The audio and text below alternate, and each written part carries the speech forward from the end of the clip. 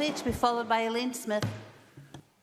Thank you very much, Presiding Officer. Presiding Officer, I think it's a bit rich of the likes of John Lamont and Adam Tompkins to sit in here accusing us of grievance when it was an internal, ultra-right-wing grievance in his own party that brought us to this isolationist place that puts all of our rights in jeopardy. And, Presiding Officer, when Tories sit over there celebrating on those benches, shouting, "Scotland, know your place, you have no rights," and each one of them today has talked about the insignificance of this place. This place is significant. This Parliament has an opinion, and its opinion will be expressed. If they don't like it, they shouldn't be sitting on their benches. Presiding Officer, 69 years we have had the Universal Declaration of Human Rights, well beyond the lifetime of most people in this chamber today. And throughout those years we have recognised the right to not be tortured, although listen to the Tories, stretch that a bit, to freedom of speech, a safe place to live, equality for all regardless of religion, sexuality, race or gender. Presiding Officer, there are less slightly obvious rights like the right to a reasonable work-life balance, to proper employment practices that don't exploit workers, to trade union membership and to maternity leave and pay.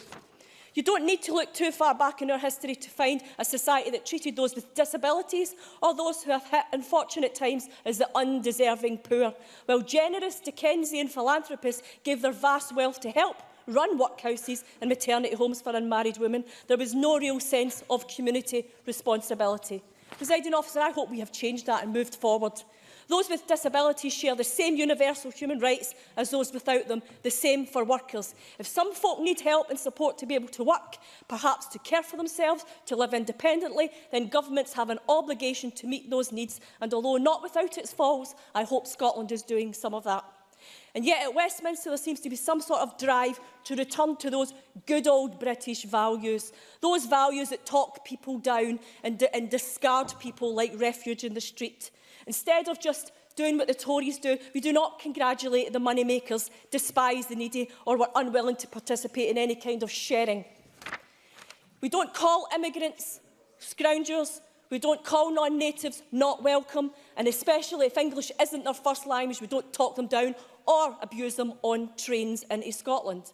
Such has been the emphasis on the six-line bill to push Article 50 through. We have heard little of what leaving the EU will mean for our daily lives.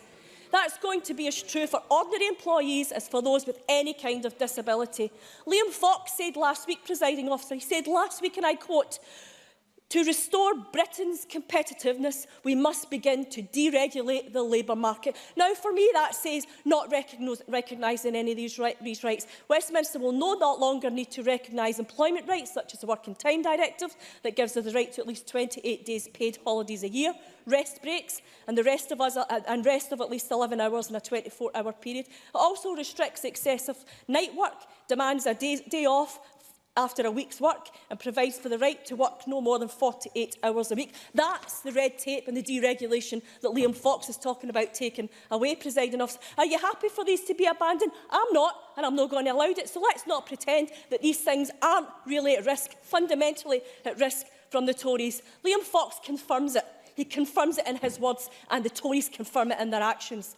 And there is a risk. It's evident there's a risk. We've witnessed it from last night's Brexit shambles in the UK Parliament, with Westminster barely even recognising my parliamentary colleagues. Only 4 MPs representing Scottish constituents were allowed to speak, 1 for 30 seconds.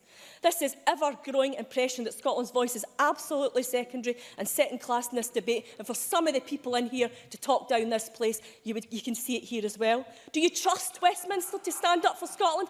I don't. And most of the people I know don't trust Westminster to stand up for Scotland, and they don't trust that lot over there while sitting laughing at their rights being undermined. But we await further information from the UK Government. We see none of it. The Minister himself has told us that the JIMC hasn't produced anything of note.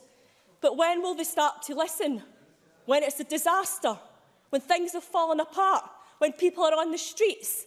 They're already there, Presiding Officer. It's time we act now. It's time we act today. And I'm very, very, very supportive of my members and other members across this chamber who will vote against the Tory diktat today when it comes to Scotland's place in Europe and Scotland's place in the world. We deserve better than that. Elaine Smith, to be followed by Stuart Stevenson. Thank you, Presiding Officer. I'll not be voting for the SNP motion tonight, and I'm listening to this debate with regard to the amendment.